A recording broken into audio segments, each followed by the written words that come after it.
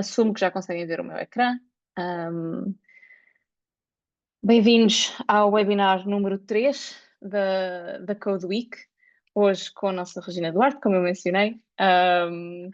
E, portanto, só aqui os nossos lembretes de início do webinar. Portanto, os professores que se inscreveram para fazer parte das nossas atividades, não se esqueçam das vossas fichas offline. Estamos aqui a trabalhar o pensamento computacional sem computadores, a trabalhar na ideia de uma sala inclusiva do futuro. Temos conteúdos adequados para todos os níveis, desde não especialista a especialista de programação, e as fichas vão com soluções já para os professores. Ao completar estas fichas, sabem que podem ganhar um prémio. Portanto, em termos do concurso que estamos a correr, só para relembrar, a duração é até dia 31 de outubro. Todos os professores que utilizam ou não a UBO podem participar. E como é que se participa? É só realizar as fichas, enviar-nos algumas fotos de algumas fichas, nem precisa de ser todas, e ter atenção, porque durante a Code Week vão receber uma ficha final que é especial. Em termos de envio das fotos, podem escolher se preferem enviar semanalmente ou tudo no final. Para nós é indiferente. Portanto, critério de avaliação. Número 1, fazer as fichas obrigatórias. Número 2, na última ficha nós vamos estar a avaliar a criatividade, a apresentação e o espírito da Code Week. Ok? Portanto, temos aqui uma avaliação um bocadinho mais subjetiva, mas que queríamos tornar o concurso um bocadinho mais divertido. O prémio, como eu mencionei, vai ser um tablet para a utilização escolar e temos também a possibilidade de menções honrosas. O envio é até dia 31 de outubro e, por favor, coloquem o nome da escola e do professor para depois conseguirmos avaliar, e vamos anunciar os resultados até dia 15 de novembro nas nossas redes sociais. Rapidamente, continuamos com webinars. Um lembrete aqui: amanhã não temos um webinar e recomeçamos outra vez na sexta-feira com um webinar que se chama Imaginar o Futuro. E depois, para a semana, temos 5 webinars em 5 dias. Portanto, juntem-se a nós e venham-nos fazer companhia às 6 da tarde. Nós gostamos de ver os nossos webinars cheios. E, portanto, vou aqui passar à Regina em poucos segundos. Queria-vos só dizer mais 2 ou 3 coisas. A primeira é que no final do webinar vamos ter um survey, um questionário muito breve, muito pequenininho, só para vocês nos dizerem se estão a gostar, que temas é que gostavam de ver, se estamos a fazer um bom trabalho. Portanto, tirem 10 segundos do vosso tempo só para responder, ajuda-nos muito.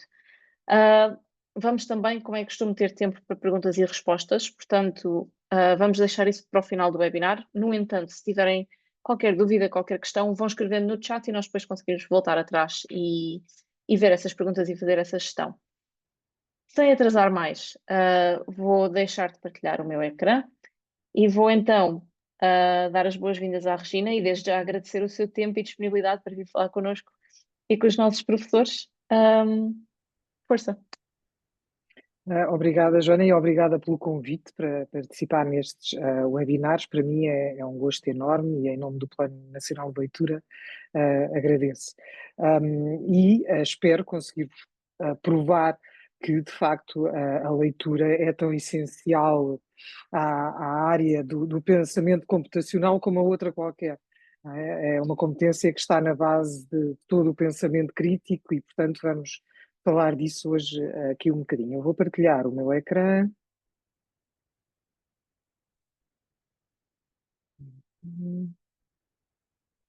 Pronto, e depois, como a Joana vos disse, teremos um bocadinho no final para questões que tenham, está bem? Se tiverem perguntas sobre qualquer uma das partes do que vos vou aqui apresentar, por favor, guardem para o final, teremos um bocadinho teremos oportunidade para as esclarecer.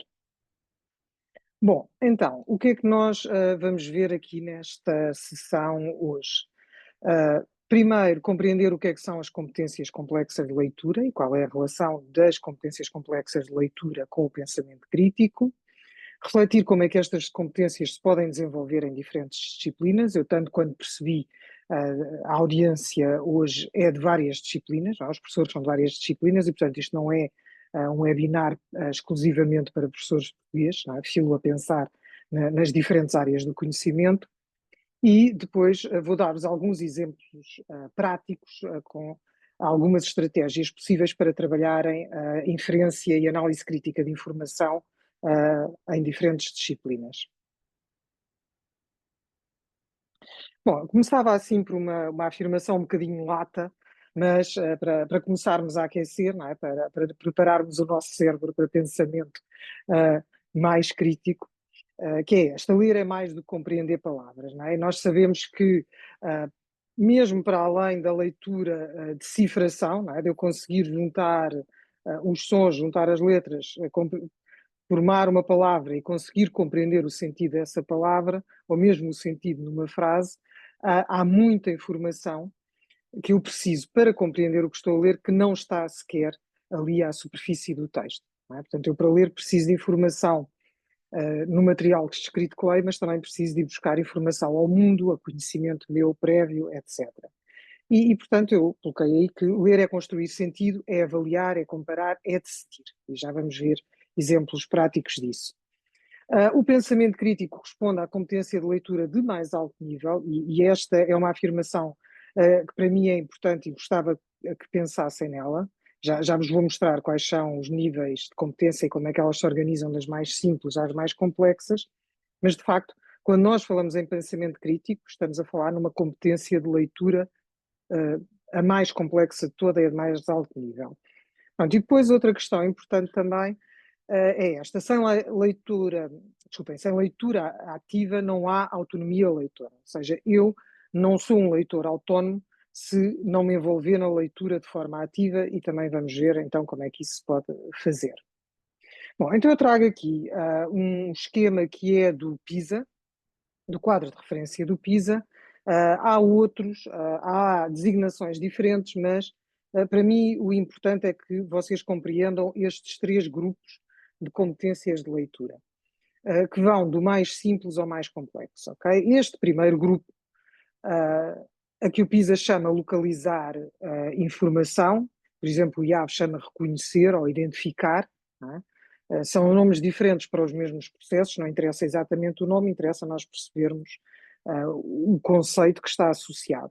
Portanto, o nível de compreensão de leitura mais simples é este: nós acedemos e retiramos informação de um texto e até podemos procurar e selecionar informação relevante para responder a uma pergunta. E estamos a falar de compreensão literal, ok? Estamos a falar de informação que está à superfície do texto e eu, quando leio, consigo retirar essa informação para responder a uma pergunta. Imaginem um caso típico, não é? Tem um texto que diz o João foi para a escola com a sua t-shirt azul, e a pergunta: de cor é a t-shirt do João? Estamos a falar de compreensão literal. Está escrito no texto que a t-shirt é azul, o aluno só tem que identificar o que é que está a ser perguntado, identificar a informação no texto e responder. Portanto, nível mais simples. Um nível intermédio de complexidade, e aqui começam os problemas, até porque, como imaginam, o nível intermédio é necessário para chegar ao mais complexo. Temos um primeiro: representar significado literal, ou seja, estamos ainda na informação literal, na informação à superfície do texto, mas eu tenho que parafrasear, tenho que dizer por outras palavras o que lá está, e portanto o nível de complexidade já é maior do que o anterior. E temos integrar e gerar inferências. E aqui começam, de facto, os problemas dos alunos portugueses. As inferências podem ser simples, quando é uma informação que está noutra parte do texto, está lá na mesma, mas não está junta, e eu tenho que procurar e juntar 2 informações diferentes para chegar a uma conclusão, ou a informação pode estar no meu conhecimento do mundo ou em conhecimento do mundo que eu tenho de procurar. E, portanto, aqui começam as dificuldades. Depois, o último grupo das competências mais complexas, e são estas que nos permitem ter pensamento crítico, que se chama avaliar e refletir. Portanto, nós conseguimos avaliar a qualidade e a credibilidade da informação que lemos, não é? E reparem como isto é fundamental nos dias que correm. Se eu não tiver mecanismos para suspeitar da informação que me é dada à partida, eu acredito em tudo o que me disserem, não é? Até nas notícias, às vezes, mais estranhas e mais estapafúrdias, e que hoje em dia nos chegam de todos os lados. E às vezes com uma aparência, com um aspecto de informação séria, não é? O nosso cérebro, por defeito, por questões económicas, está preparado para aceitar a informação toda. não é? E, portanto, nós é que temos que criar estes hábitos e estes filtros para questionar, para ver se aquela informação tem qualidade e é credível. Depois, refletir sobre o conteúdo e forma, ou seja, a relação entre o conteúdo e forma, porque é que a forma como aquele texto está escrito me leva a pensar desta maneira, e detectar e lidar com conflitos. Aqui não estamos a falar, obviamente, de conflitos interpessoais, estamos a falar de conflitos de informação.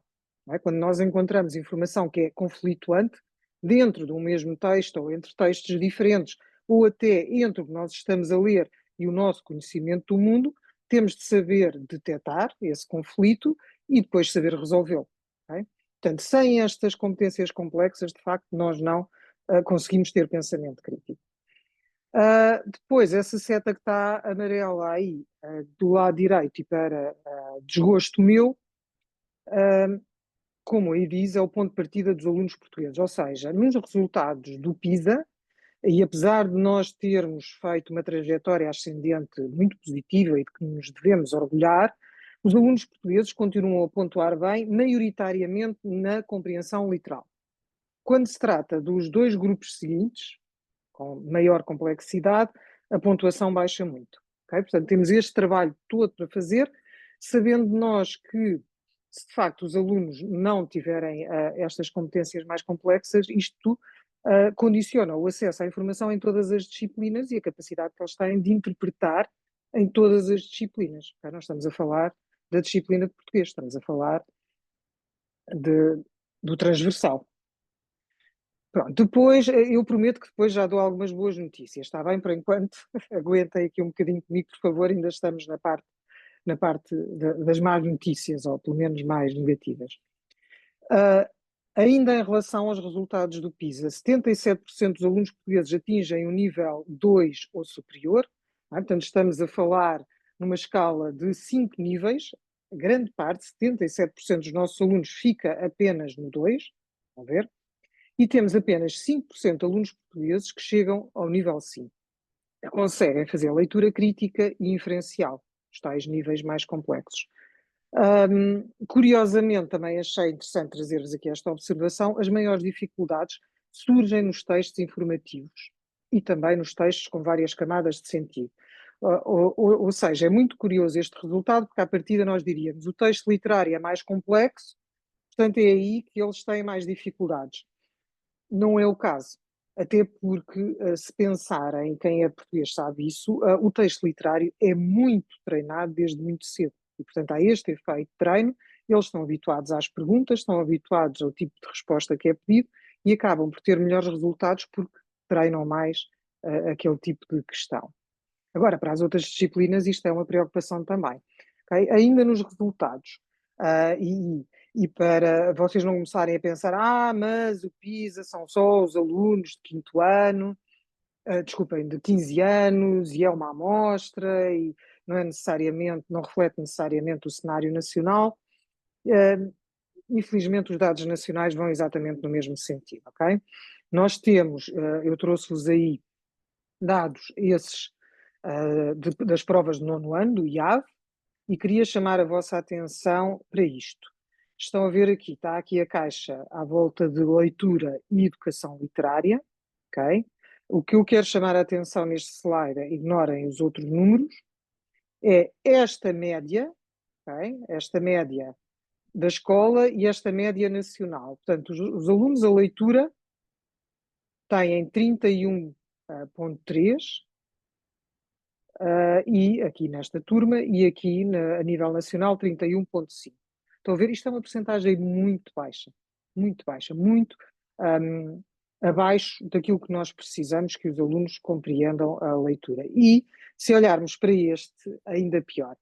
Vocês têm estes relatórios nas escolas, podem pedi-los, acho que é uma discussão interessante para terem entre colegas, acho que é mesmo importante. São os relatórios EPA das escolas, que o IAV envia para as escolas. Nós pedimos ao IAV, fizemos este trabalho com eles para nos darem uma amostra destes relatórios e para nos darem os das escolas com as quais nós estamos a fazer um projeto piloto. E o que eu queria, não vamos ter tempo para olhar para isto tudo, não fiquem muito preocupados. Queria só chamar-vos a atenção aqui para um aspecto que a mim me preocupa muito, que é Prova de segundo ano, estão a ver, à esquerda, no meio prova de oitavo, à direita prova de nono. O que eu queria aqui assinalar é isto. Este tom mais pálido, não sei bem, isto é talvez um laranja, um coral. Este tom mais pálido, esta última coluna, é sempre a que está mais baixa de todas, ok? Nos resultados. E se forem ver, se olharem aqui para os processos cognitivos, têm três grupos, tal como o PISA tem. Como também já vos disse, os termos utilizados para os designar são diferentes, mas vocês conseguem identificar, não é? O que estávamos ali a chamar compreensão inferencial e crítica é aqui aquilo a que o IAV chama raciocinar, criar, ok? Competências mais complexas. E estão a ver, não é? Têm aqui resultados que na compreensão literal são de 65%, na compreensão inferencial e crítica são de 39,5%. Estão a ver? Descem. Pronto, pois há aqui algumas oscilações, aqui, mas isto para vos dizer que este é o cenário a nível nacional. O que significa, por acaso eu não tenho aqui uma 12º, mas é pena, acontece o mesmo nas provas de 12º, e esta média que aqui está é mais ou menos a média que temos no 12º. Isto significa, na prática, que nós temos perto de metade dos alunos portugueses a acabar o 12º ano sem desenvolverem estas competências complexas de leitura. Estão a ver como é que isto compromete a forma como eu me relaciono com a informação, de qualquer área, e até a forma como depois se relacionam com as matérias académicas que vão estudar se forem para a universidade. Okay? Portanto, isto para vos dizer que, de facto, nós temos este desafio em Portugal, okay? Temos estes resultados e é bom estarmos conscientes deles para podermos fazer trabalho muito direcionado. Pronto. Eu disse-vos que parava com as más notícias, eu não sou de toda uma pessoa negativa, antes pelo contrário, sou uma pessoa de soluções.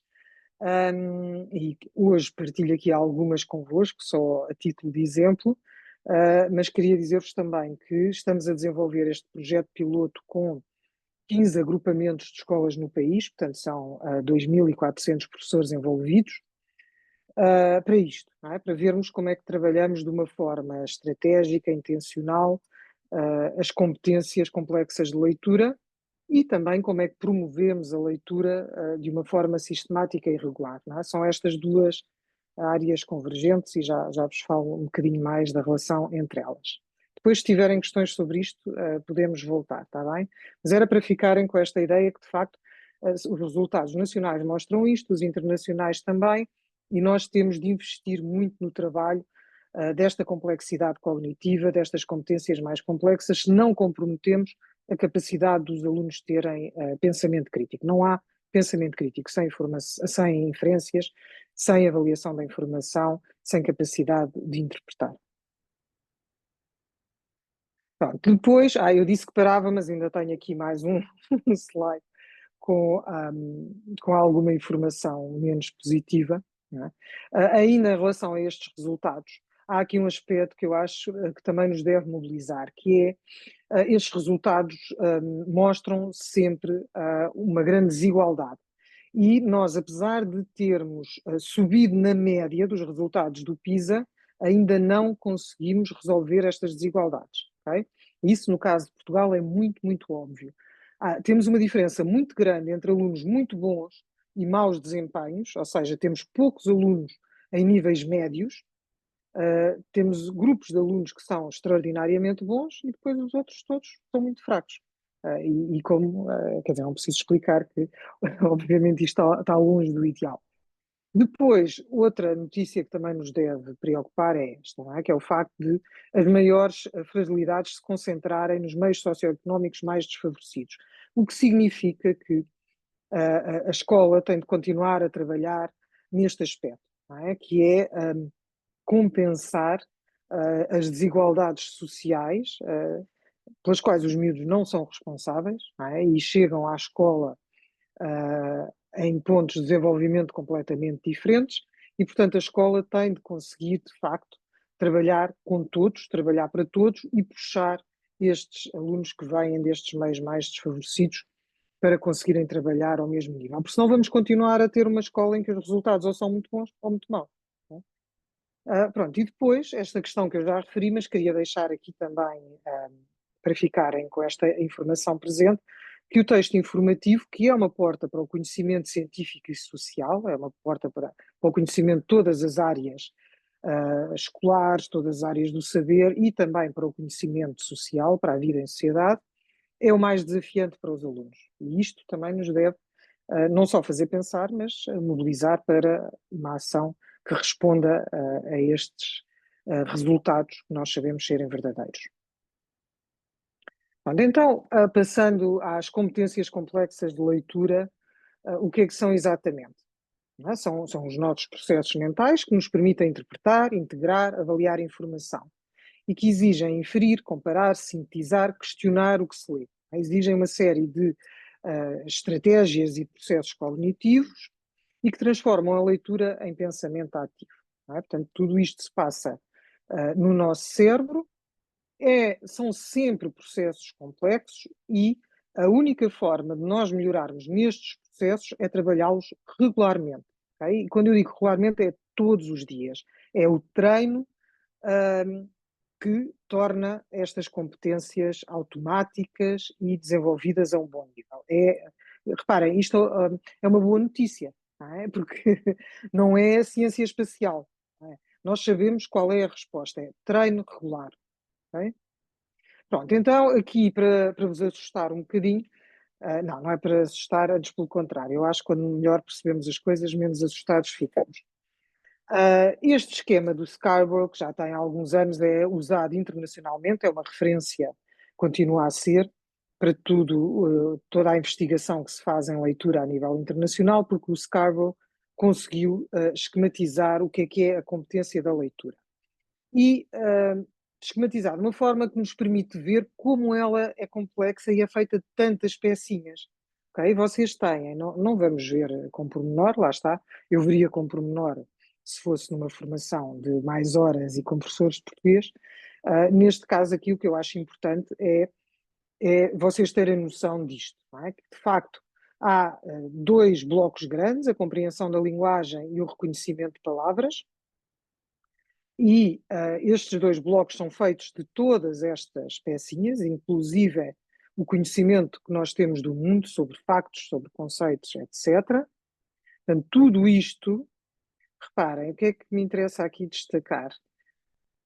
Estes dois blocos vão se enrolando, são interdependentes, não funcionam sozinhos, numa competência que é progressivamente mais estratégica, ou seja, quanto maior o domínio dela, mais eu a utilizo com fins específicos e mais automatizada. E este aspecto é muito importante. Tem a ver com aquilo que eu estava a dizer da prática regular. Vocês se pensarem, eu acho que o exemplo, eu dou sempre este exemplo, e quem já me ouviu vai ficar aborrecido porque é o mesmo, mas eu acho que é o mais claro, que é, quando nós estamos a aprender a conduzir, é tudo muito em esforço, é difícil e é tudo muito hesitante. Nós pensamos, agora tenho que pôr a embreagem, agora qual é a mudança que eu ponho, vou-me depressa, tenho que reduzir, estou a chegar a uma rotunda, tenho que olhar para a faixa do lado, tenho que ver se vem alguém de frente, tenho que olhar para os espelhos, e estamos conscientes de todas estas pecinhas. Não é? E pronto, e às vezes há ali uns soluços e é tudo muito hesitante e muito lento. Quando nós treinamos, é o treino, não é? Que nos faz sair deste esforço, automatizamos os processos. E com a leitura é a mesma coisa. E quando automatizamos, acaba-se a hesitação e acabam-se os soluços e nós conseguimos ser fluentes. Porquê é que é muito importante nós sermos fluentes a ler? Porque precisamos de libertar os recursos mentais que estão a ser usados em todos estes aspectos, aqui deste lado esquerdo, para a compreensão. Enquanto eu estiver a tentar decifrar uma sílaba, a tentar decifrar uma palavra, a tentar perceber a entoação da frase, eu não consigo libertar recursos mentais para compreender. Estão a ver como isto compromete a compreensão. Portanto, é muito importante que a competência se automatize. E isto consegue-se com regularidade diária. Não há outra forma. É simples, mas não há outra forma. Pronto. Isto para vos dizer que ler bem é um processo que se constrói. outra vez, com prática, e constrói-se em etapas. Okay? E todos passamos por estas etapas, elas são cumulativas e vão-se complexificando. Eu coloquei aí que eu acho interessante vocês terem uma indicação dos anos em que isto se passa, mas depois há aqui uma ressalva importante que tenho de fazer. Portanto, nós temos aí do pré-escolar as duas primeiras etapas, até ao fim do primeiro ano, do primeiro ciclo, temos a consciência fonológica, que é importantíssima, temos a descoberta do princípio alfabético. Idealmente, no final do primeiro ano, os meninos conhecem o alfabeto todo e sabem todas as correspondências entre letras e sons. Okay? É o que nós dizemos, aprendeu a ler. Aprendeu a ler no final do primeiro ano. Segundo e terceiro anos, segundo ano, fluência, lá está, automatizar para acabar com a hesitação e para libertar recursos para a compreensão da leitura. Depois, começamos a ampliar. Okay? A partir do quarto ano, começamos a ampliar o tipo de textos, que se tornam variados, o vocabulário e as estratégias de compreensão. Okay? Portanto, começa tudo a alargar e a aprofundar. No ensino secundário, idealmente, e era aqui que os alunos deviam chegar prontos ao ensino secundário para desenvolverem posicionamentos críticos. E se estas 4 etapas anteriores que aqui estão não estiverem desenvolvidas, a quinta não é possível, ok? E, portanto, o desenvolvimento de posicionamentos críticos sobre textos lidos e a compreensão de múltiplos pontos de vista corresponde a uma etapa de desenvolvimento mais complexo de competências. E perguntam-me vocês, não perguntam, deviam perguntar, que é, então, mas não há inferências, não há avaliação da informação, não há pensamento crítico antes disto? O que eu estou a falar aqui é de uma competência que já é autónoma e que eu já desenvolvo sozinho em cima de material lido, ok? Mas se vocês pensarem, e já vamos fazer aqui um exemplo prático, se vocês pensarem, uma criança pequena consegue fazer inferências, ok? Consegue fazer inferências a partir de uma imagem, consegue fazer inferências a partir de uma instrução que nós lhe damos ou de uma informação que nós lhe damos, mas aí é compreensão oral, ok? Ela compreende o que ouve ou compreende a imagem que vê, faz inferências, consegue até já ter algum posicionamento sobre aquela informação, mas ainda no registro oral ou visual. Na leitura, segue assim este percurso se tudo correr bem, desejando que tudo corra bem. Pronto, então, para provar isto que eu vos estava a dizer, não é? Se eu mostrar esta imagem a uma criança, a criança vai dizer: o menino tem um dói-dói, bateu com o joelho no pau e feriu-se, e tem sangue no joelho. Reparem, não está ali explicitamente, não está ali explícito o pau a bater no joelho do menino. Nem está ali completamente explícito que aquilo se trata de uma ferida. Vemos uma mancha vermelha, assumimos que é sangue ferida. Não é? Mas estamos a fazer inferências e uma criança faz isto. Faz estas inferências que eu acabei de fazer aqui convosco. Não faz, obviamente, ainda é com texto escrito, se ainda não for um leitor fluente, mas já faz inferências e as inferências e as competências complexas devem ser trabalhadas muito cedo, mesmo que ainda só oralmente, ok? Não é esperar que os meninos já dominem a parte técnica da leitura e já sejam fluentes para introduzir estas questões, não. Isto tem que ser trabalhado no cérebro e depois é trabalhado também na escrita. Estou aqui a controlar o tempo. Pronto, então, o que é inferir? Inferir é pensar com o texto, não é? É ligar o que o texto diz àquilo que nós sabemos, ao nosso conhecimento do mundo. E, portanto, quanto mais eu conheço o mundo, mais capacidade eu tenho de inferir, e o oposto também é verdade. Não é? Nós, às vezes, queremos que os miúdos façam inferências sobre assuntos acerca dos quais eles não têm conhecimento nenhum do mundo, acerca de realidades que não é a deles e com as quais eles nunca se cruzaram, e isso é difícil. Não é?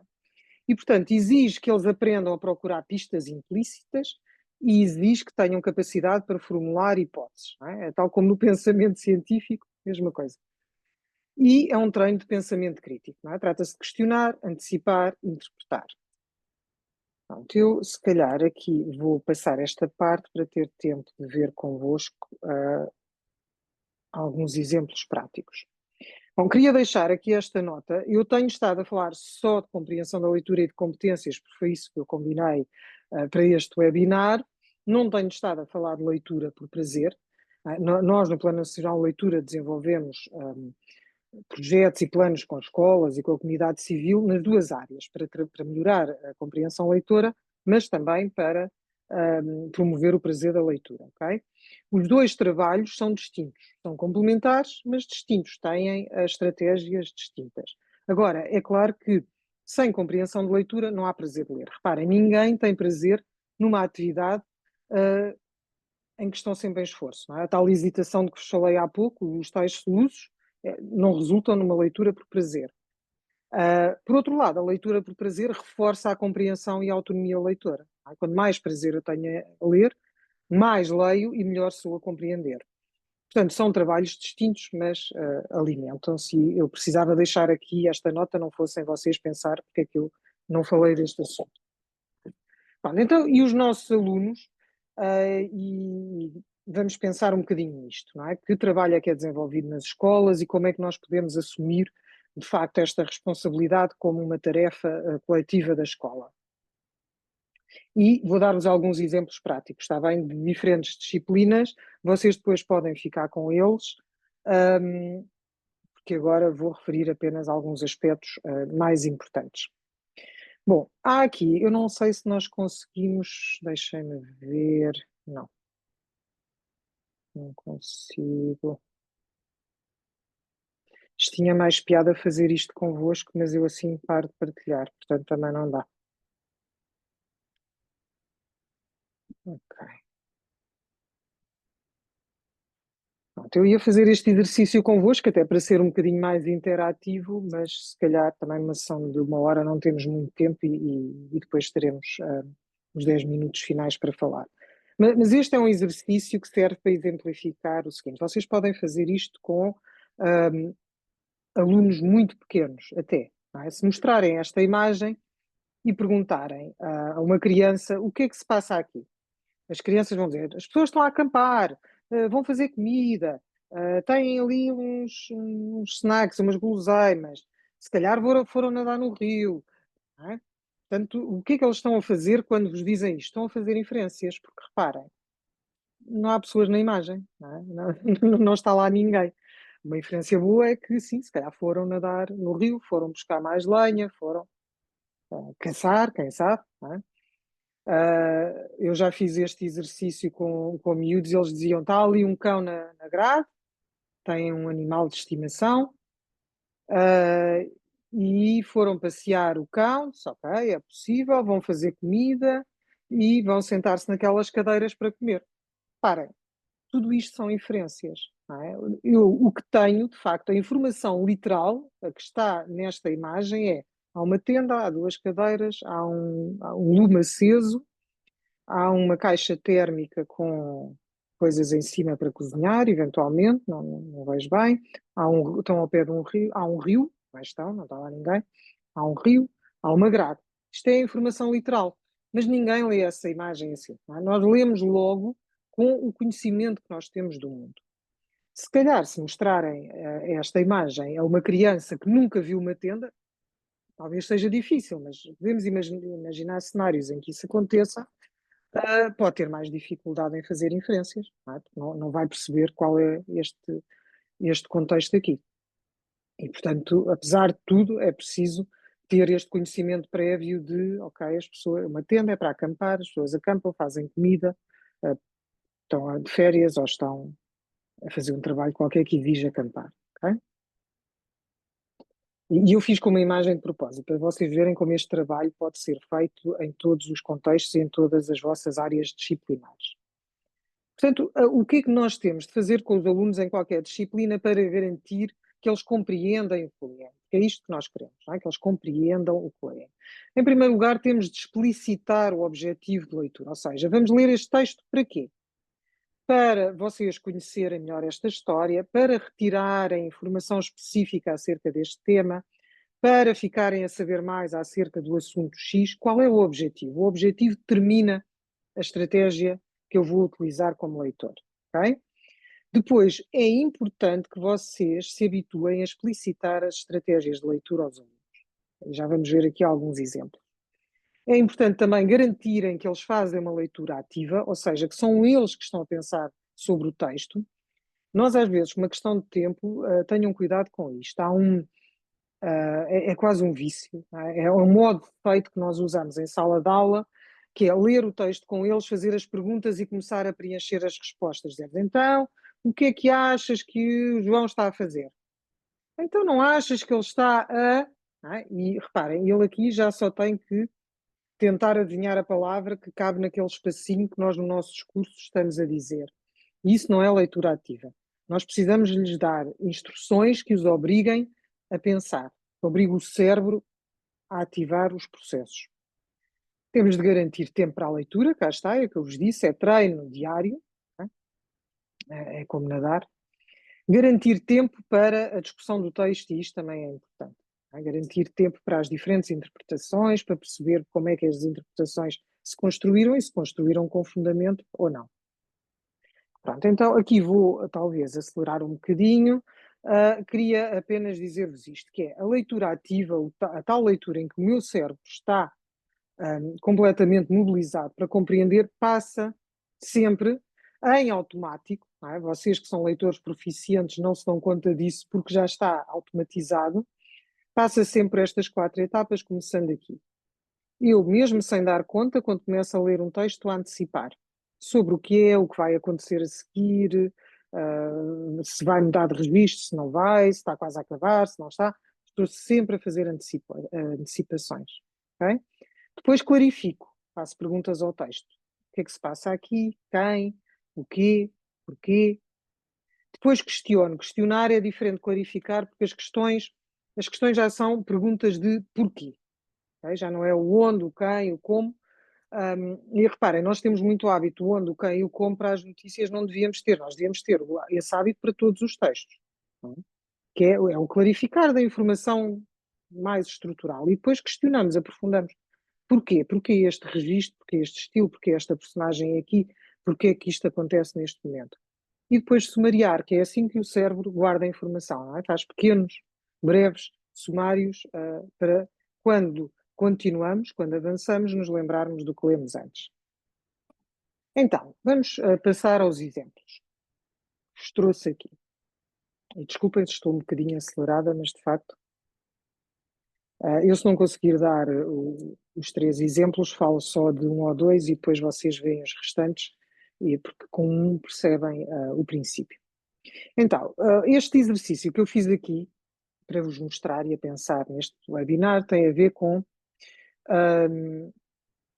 trabalhar inferências causais e organização lógica da informação. Qualquer disciplina precisa disto. Não é? Portanto, como é que eu trabalho estas competências que são complexas? Tem aí um pequeno texto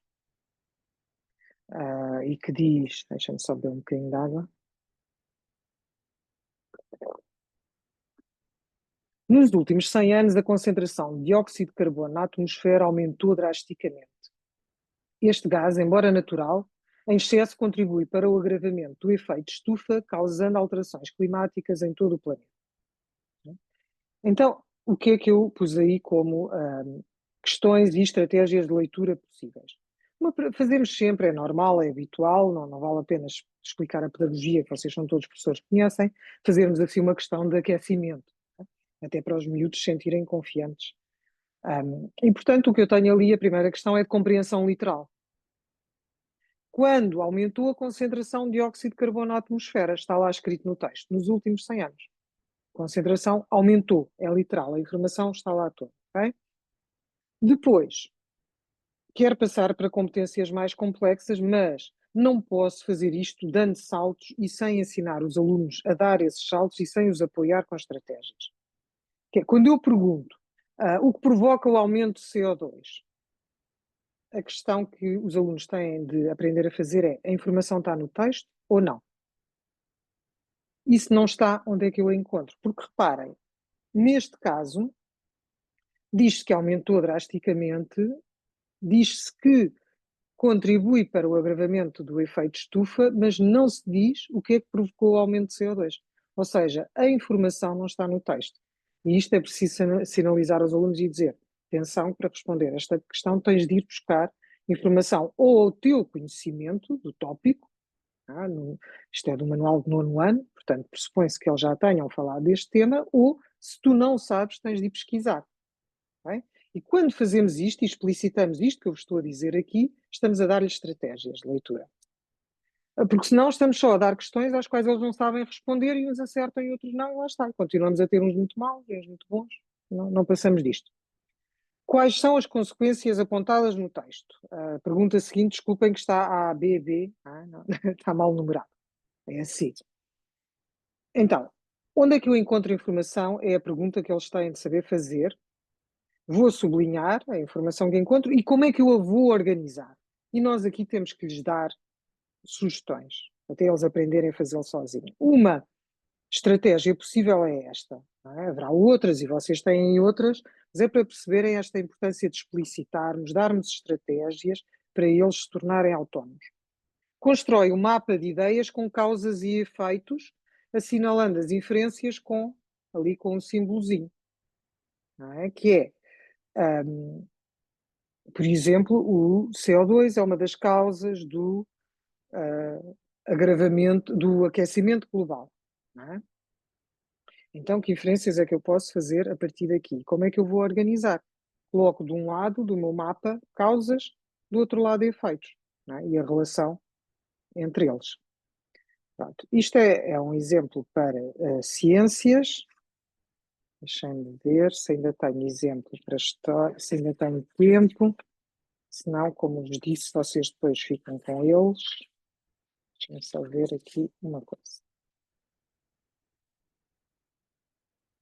Assim, muito rapidamente, este exemplo de história, não vamos ler o texto nem as perguntas, mas quero apenas chamar a vossa atenção para isto, não é? Cá está a pergunta de compreensão literal. Depois já pedimos ao aluno que encontre informação e que justifique, que use essa informação, que retire essa informação para justificar a resposta. E, portanto, onde é que eles encontram, sublinham, como é que a apresentam, tudo isto deve ser explicitado. E depois, a seguinte, que é de comparação com o outro texto, que é um exercício que nós fazemos muitas vezes, mas sem lhes dar pistas para resolver. Compara com o excerto do historiador acerca desta época, que diferenças de perspectiva encontras? Então, como é que eles pesquisam, onde e que aspectos é que vão comparar? Eles vão ter que contrastar fontes. E, portanto, vocês até lhes podem dar uma grelha em que esteja ali aquele texto, outras fontes, indicarem as fontes e quais são os outros aspectos que encontraram nas outras fontes. Okay? E, portanto, cá está, estão a dar-lhes estratégias para eles conseguirem construir compreensões mais aprofundadas e mais complexas. Há um de geografia também, vocês ficam com eles para depois verem com mais tempo, que eu quero respeitar aqui o nosso tempo de perguntas e respostas e, portanto, passo para as conclusões. Esta que já vos tinha dito, diferentes objetivos de leitura correspondem a diferentes estratégias e, portanto, nós temos que lhes ir dando cada vez mais estratégias para eles se poderem tornar autónomos. É necessária a regularidade e sistematicidade para que os alunos criem automatismos. Não basta eu fazer um exercício destes uma vez de vez em quando. Eu tenho que trabalhar constantemente a leitura para que ela se torne automatizada. Também sabemos que os alunos intrinsecamente motivados leem mais variedade e em profundidade, ou seja, os alunos têm gosto pela leitura e alguns têm, nem se sabe bem porquê. Sabemos que a família é um preditor determinante. E, portanto, quando os miúdos não têm pais em casa que leem, nós estamos sempre a compensar esse déficit. Estamos sempre a trabalhar em cima de um déficit. Mas a escola pode recuperar este déficit. E, portanto, essa é a boa notícia, é a parte positiva, que é nós conseguimos recuperar esse déficit. Também sabemos que os alunos com mais ferramentas de análise, como algumas daquelas cujos exemplos vos dei, compreendem melhor e obtêm mais satisfação da leitura.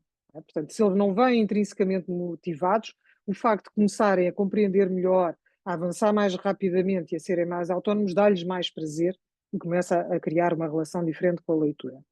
E a outra boa notícia é esta, que é o que vocês fazem faz diferença. Que é, os contextos de sala de aula influenciam tanto as motivações quanto as cognições. Não é? E, portanto, o vosso papel para mudar a relação dos alunos com a leitura e a capacidade que os alunos têm de ler é fundamental e faz diferença. E, portanto, se for bem direcionado, vocês veem resultados. Pronto, ficam com estas 3 ideias, resumo, não é? Que é a leitura, espero ter-vos convencido disto, que é uma competência transversal a todas as disciplinas. O pensamento crítico é a competência complexa de leitura de nível mais alto, é a que nos permite avaliar a informação, é a que nos permite avaliar argumentos, evidências. E ensinar leitura implica ensinar estratégias explícitas. Dizer aos alunos qual é o objetivo, quais são as estratégias que têm disponíveis, como é que as utilizam e depois discutir as diferentes interpretações. Ok? São assim 3 mensagens-chave e acabo a minha parte só com algumas sugestões de leitura. O Plano Nacional de Leitura faz sempre sugestões de leitura. Não é? É uma coisa que nós fazemos sempre. Tem aqui, infelizmente, estas 2 são em inglês porque não há livros em português sobre estratégias de leitura, é uma tradição e eu acho que isso deve fazer-nos pensar acerca daqueles resultados que eu mostrei no ensino. É uma tradição que nós em Portugal temos pouco, os anglo-saxónicos têm muito, os países do norte da Europa têm muito. Estão aqui 2, um para alunos mais pequenos, outros para alunos mais velhos, portanto, se vos interessar, são livros muito técnicos e muito claros, apesar de estar em inglês, são fáceis de ler. E depois, apenas uma última nota para estes 2, este livro do Michel Desmourget, eu ando a fazer publicidade, não é por eu ter escrito o prefácio deste livro, escrevi com muita honra e muito prazer, mas não ganho nada por isso, portanto não se preocupem que a única coisa que eu ganho é saber que as pessoas leem este livro do o Michel Desmourget, é um neurocientista famosíssimo, trabalhou no MIT, agora está em França, e diz que a leitura, ao contrário de qualquer outra atividade, é a única atividade que mobiliza o nosso cérebro de uma forma a melhorar os nossos processos cognitivos. Enquanto que as outras atividades são entretenimento, nos distraem, a leitura faz uma diferença muito grande na nossa relação com o conhecimento e com o nosso sucesso académico. Okay? E depois deixei ali também um em espanhol, para vocês não dizerem, que é sobre a importância da leitura em geral, não é? É mais sociológico, para não dizerem que eu recomendo coisas preferencialmente em inglês. Pronto, temos 10 minutos, 9, para perguntas e respostas. Portei-me bem, Joana? Muito bem, muito obrigada, Regina. Extremamente interessante. Começámos aqui com umas estatísticas um bocadinho assustadoras, Posso deixar isto, sim. mas acabámos aqui com estratégias não só muito interessantes, mas também extremamente aplicáveis, e eu acho que há muita esperança no que disse, no sentido, é só praticar todos os dias. É tão simples, Claro, não é? claro. Parece tão difícil, mas não é. Não é ciência espacial. Pronto, ainda bem para nós que não é ciência espacial. Isso. E, portanto, vamos passar aqui às questões. Eu vou começar por uma questão que temos aqui do professor Carlos Manuel, que começou por agradecer as informações partilhadas, que foram muito ilustrativas, particularmente para quem trabalha nas áreas técnicas, perceber a importância do domínio da leitura, escrita e interpretação da língua nativa para o conjunto das aprendizagens, inclusive nas áreas STEM. Obrigada, Carlos. Depois o Carlos tem aqui uma primeira pergunta sobre gerar inferências, mas depois respondeu a dizer que a Regina deu exemplos muito ilustrativos. Mas uma segunda pergunta foi aqui, já agora, a frequência do pré-escolar influi objetivamente neste domínio? Pergunto isto porque penso que é suposto as crianças começarem a aprender a ler apenas a partir do primeiro ciclo. Obrigado. É verdade. Deixa-me só, vou aqui acender a luz, está bem? Estou Às escuras. a ficar às escuras. Um, são 2 aspectos diferentes, que é no pré-escolar, o trabalho que se pode fazer para preparar para a leitura é fundamental, não é ensinar a decifração, ou seja, o que chamamos de decifração é a ligação letra-som, é aprender a ler as sílabas e as palavras, isso é trabalho do primeiro ano, primeiro ciclo, ok? Agora, a consciência fonológica, que é a nossa consciência dos sons, que se trabalha com rimas, com poesia, A variedade de vocabulário é importantíssima e isto trabalha-se lendo histórias em voz alta para os alunos. Não é? Há um exemplo muito bom, eu não tinha tempo para vos trazer tudo aqui, mas há um quadro que mostra a quantidade de palavras novas que nós aprendemos com diferentes tipos de texto oral e escrito. Aprendemos mais palavras novas com um livro infantil do que com um programa de televisão para adultos. Estão a ver? E, portanto, este trabalho do pré-escolar é fundamental para preparar. Se não for trabalhada a consciência fonológica e a variedade de vocabulário, os professores do primeiro ano vão ter de recuperar isto tudo. Ou seja, já vão estar também em déficit, não é? Em vez de estar a fazer aquele trabalho da alfabetização de letra, som, estão a recuperar trabalho que fica para trás. E, portanto, são peças cumulativas e que devem ser trabalhadas nas diferentes fases. Mas, de facto, não é trabalho do pré-escolar estar a ensinar o alfabeto e a relação das letras sons. É preparar para a leitura, que é muito mais interessante. Não é? Mesmo aquela questão das diferenças que eu vos mostrei com a imagem da criança, aquilo é preparar para a leitura. Não é? É eu ensinar os cérebros a fazerem inferências. Obrigada.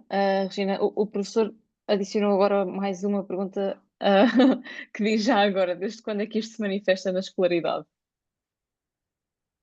O que se manifesta, como assim? Não percebi. O que é que se manifesta? Uh, Professor Carlos, se puder esclarecer na pergunta, O Sr. nós Carlos vamos está a pedir que voltar. eu faça uma inferência sem me dar a outra peça que eu preciso para fazer. Pronto, aqui estamos. Enquanto o professor Carlos escreve, eu vou Sim. passar aqui. A professora Maria pergunta qual é a editora do Ponham-nos a Ler, por favor. Deixa ver, eu devia saber isso de cor porque eles pediram. É Contraponto. Contraponto. Pronto, fica aqui, professora Contraponto. Maria, e É um temos livro brilhante, brilhante. E fala disto já. tudo, as etapas de leitura, fala do que é que os pais podem fazer, é muito, muito bom. Muito interessante, boa. Temos aqui vários professores a agradecer as estratégias partilhadas e a partilharem que eles também consideram histórias infantis para todas as idades. E eu Sim, concordo. sim. Aliás, Um, é um bom teste para ver se uma história infantil é boa, tem qualidade, uhum, é se nós adultos a gostamos de ler. Se nós gostarmos de ler, ficarmos muito ou comovidos ou alegres, ou, se nos der prazer a ler, é porque é uma boa. Se não, também não nos vai dar a eles. É um bom teste de qualidade. Há aí uma pergunta que eu posso responder, que eu vi aqui de lado. A Maria Ferreira considera que há um método melhor para ensinar a ler. Maria Ferreira, eu tenho um posicionamento muito pragmático em relação a isso e é baseada em 40 anos de investigação, não minha, mas feita no mundo inteiro, que é, desde que estas peças que eu vos mostrei estejam lá, os métodos não são melhores do que os outros. O que eu tenho de garantir é isto, uma consciência fonológica e um desenvolvimento de vocabulário bem trabalhados no pré-escolar. No primeiro ano, a relação sons, letras, tudo aprendido e muito treinado. Segundo ano, fluência, fluência, fluência. Okay? E, como eu vos disse, a compreensão, estes processos mais complexos, sempre treinados também, ainda que só oralmente. Se estas peças estiverem lá, não há métodos, pois há preferências. É só isso.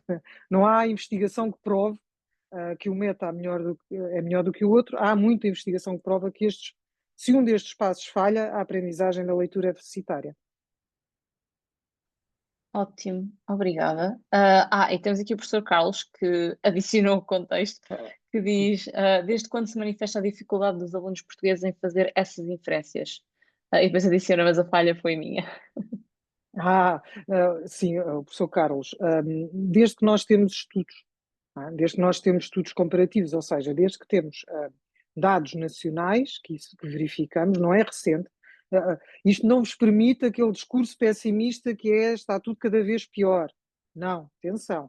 Isto já existia e o problema para mim é que nós, apesar de termos melhorado no global, não conseguimos ainda melhorar nestes aspectos. E eu acho que isso acontece porque não se tem feito este trabalho assim, direcionado com esta consciência de o que é que são as etapas importantes, os mecanismos importantes, o que é que tem de ser treinado.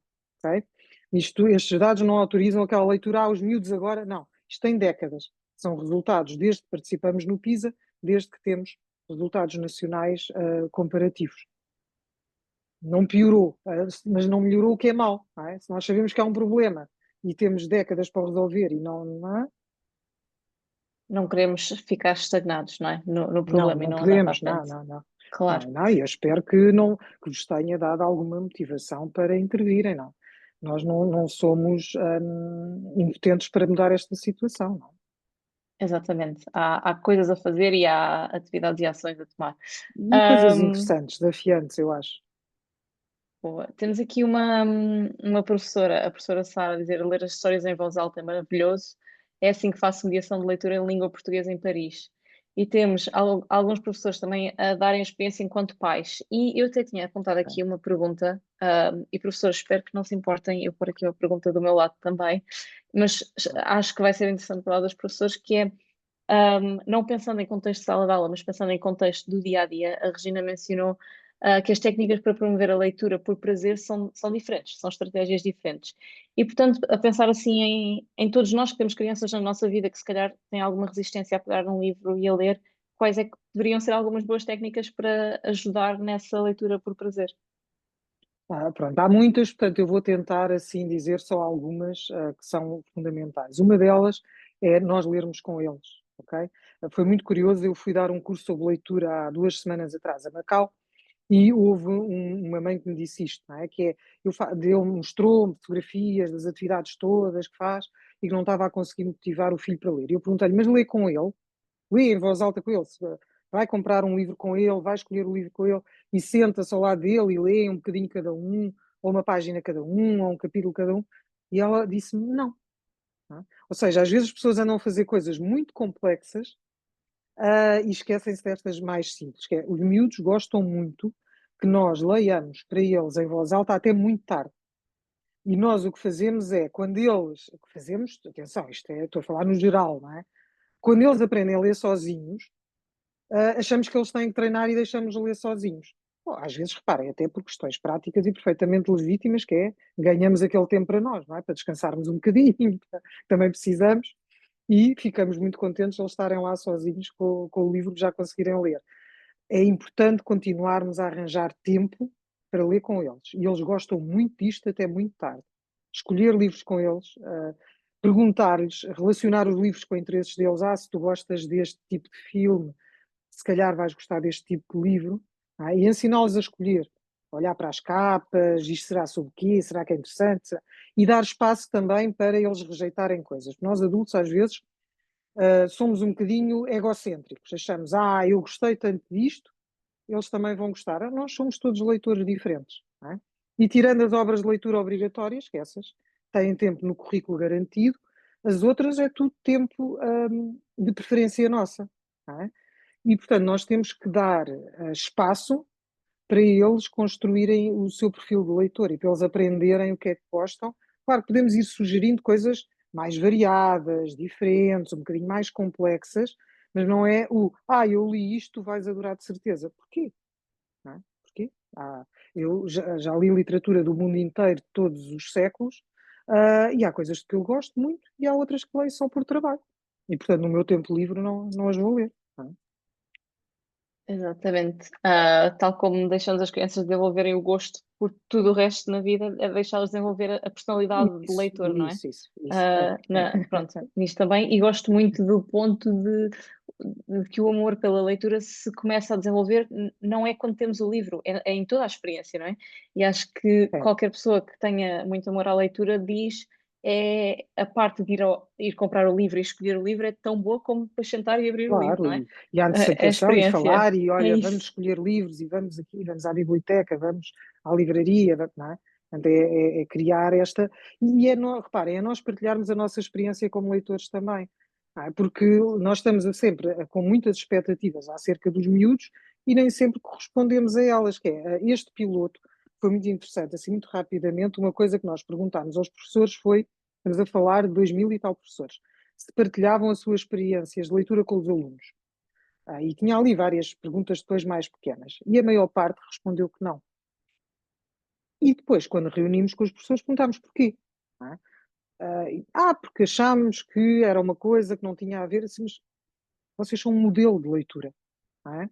E se vocês não falarem de coisas que vos entusiasmam, ou que vos decepcionam, ou que vos aborrecem, ou não conseguem parar de ler, se não falarem da vossa experiência de leitura, estão a perder toda a importância que tem o papel de modelo, não é? Estão a abdicar disso para.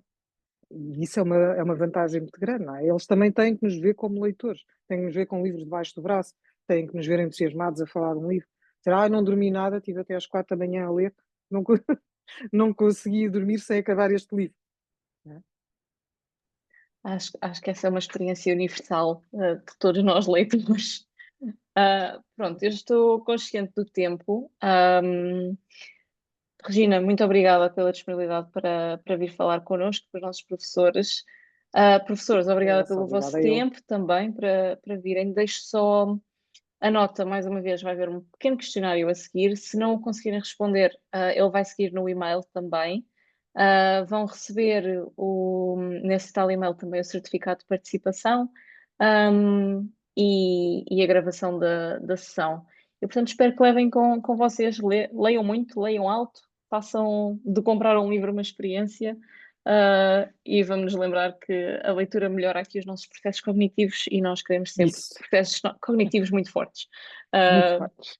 é isso mesmo. Portanto, obrigada a todos. Vejam os próximos webinars. Espero ver-vos por aqui pelo meu chat. Não vos consigo ver, mas consigo lembrar-me dos vossos nomes. Um, e boa tarde. Muito obrigada. Resta um bom dia, obrigada. Obrigada, Regina. Resta uma boa tarde. Obrigada, obrigada. E com isto eu vou dar a sessão como encerrada. Vou fechar. Com licença.